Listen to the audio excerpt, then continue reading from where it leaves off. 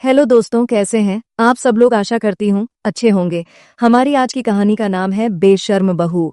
माधवी संपन्न परिवार की बड़े शहर में पली बड़ी लड़की थी। माँ बाप की इकलौती बेटी थी। बड़े लाड प्यार से पाला था। माँ बाप ने एक बार जो मांगा वह तुरंत हाजिर हो जाता। सूरत के साथ साथ उसका सीरत भी बहुत सुंदर था और उच्च शिक्षा भी हासिल की थी।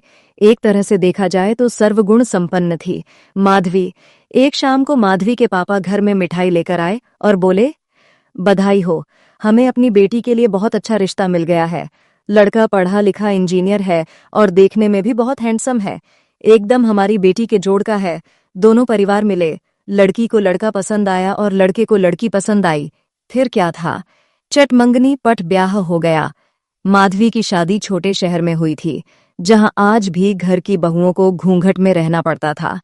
ऐसे तो माधवी का ससुराल भी संपन्न था, लेकिन छोटे शहर में आज भी लोगों की सोच संकीर्ण है। वहां घूंघट में रहने का रिवाज आज भी चलता है। इसलिए माधवी को भी घर में बड़े बुजुर्गों और रिश्तेदारों के सामने घूंघट करना पड़ता था। माधवी की सास देविका जी इस मामले में कुछ ज्यादा ही सख्त थी। वह घर के आसपास के लोगों तक के सामने भी माधवी को घूंघट करने को कहती। माधवी की ननद अनन्या और पति आरव कई बार देविका जी को समझा चुके थे कि आस पड़ोस के लोग कौन से हमारे रिश्तेदार हैं, उनसे क्या घूंघट करना।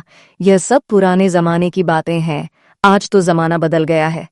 लेकिन देविका जी किसी की एक न सुनती। माधवी मॉडर्न होने के साथ साथ समझदार भी थी, इसलिए घर में शांति बनाए रखने के लिए देविका जी से कुछ न बोलती और न चाहते हुए भी चुपचाप घूंघट कर लेती। माधवी की ननद अनन्या हम उम्र होने के कारण उसकी माधवी से अच्छी बनती थी। माधवी को जब भी मार्केट या किसी काम से बाहर जाना होता तो अनन्या अपनी स्कूटी से ले जाती थी। माधवी को स्कूटी चलाने का बड़ा शौक था।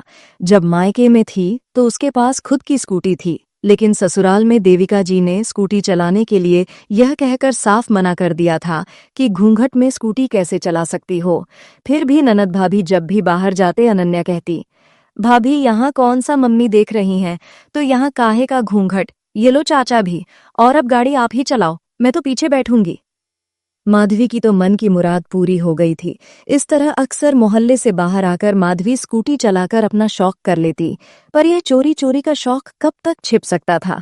एक बार अनन्या के चचेरे भाई, जो सिया के रिश्ते में जेठ लगते थे, उन्होंने माधवी को स्कूटी चलाते हुए देख लिया। फिर क्या था, वही हुआ जिसका डर था। जब तक माधवी और अनन्या घर पहुंचे, उसके पहले ही भाई साहब घर पहुंचकर देविका जी को पूरी जानकारी दे चुके थे। देविका जी गुस्से से आग बबूला हो गई थी। भाई साहब के जाते ही देविका जी ने अनन्या के गाल पर जोरदार थप्पड़ जड़ दिया। यह देखकर माधवी थर थर कांपने लगी। मैंने मना किया था ना कि माधवी यहाँ स्कूटी नहीं चला सकती, फिर तुमने उसे अपनी गाड़ी क्यों चलाने दी। और माधवी, तुमने तो हमारी नाक ही कटवा दी।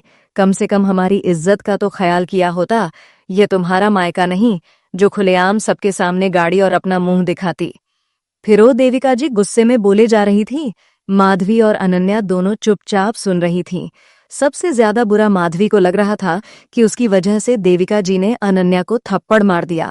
माधवी ने कई बार देविका जी से माफी मांगी, पर वह बिना कुछ कहे अपने कमरे में चली गई।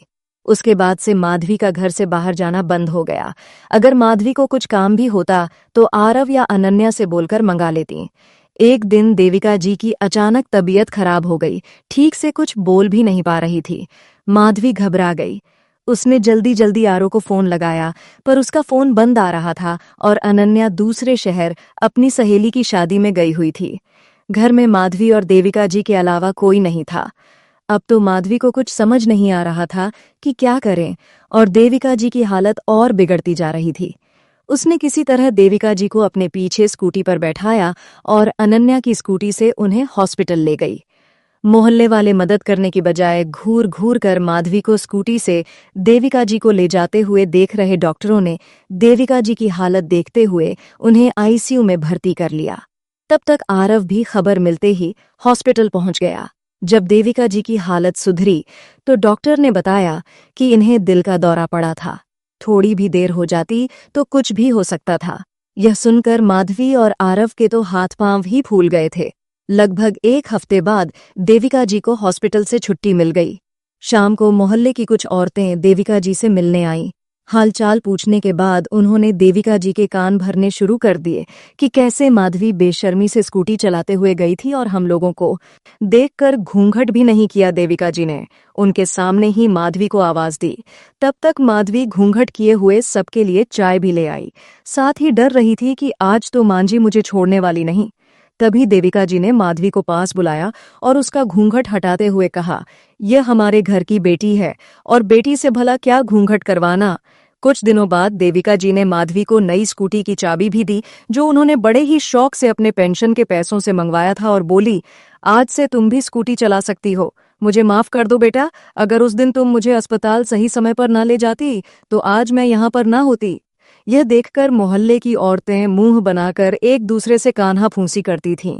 लेकिन अब तो देविका जी को कोई फर्क नहीं पड़ता था। दोस्तों, हमारा समाज कितना भी आगे क्यों ना बढ़ गया हो, महिलाएं कहां से कहां तक पहुंच गई हों, पर आज भी बहुत से घरों में महिलाओं को घूंघट से आजादी नहीं मिल पाई है। शर्म आंखों में होता है, संस्कार में होता है, न कि घूंघट में होता है। तो दोस्तों, यह थी हमारी आज की छोटी सी कहानी। आपको यह कहानी कैसी लगी, कमेंट करके ज़रूर बताएं। अगर आपको यह कहानी पसंद आई हो तो इसे लाइक करें और अपने दोस्तों के साथ शेयर करें। आगे भी ऐसी ही कहानियों के लिए हमारे चैनल को सब्सक्राइब करें और बेल आइकन दबाना ना भूलें, ताकि आप हमारी कोई भी कहानी मिस ना करें। धन्यवाद।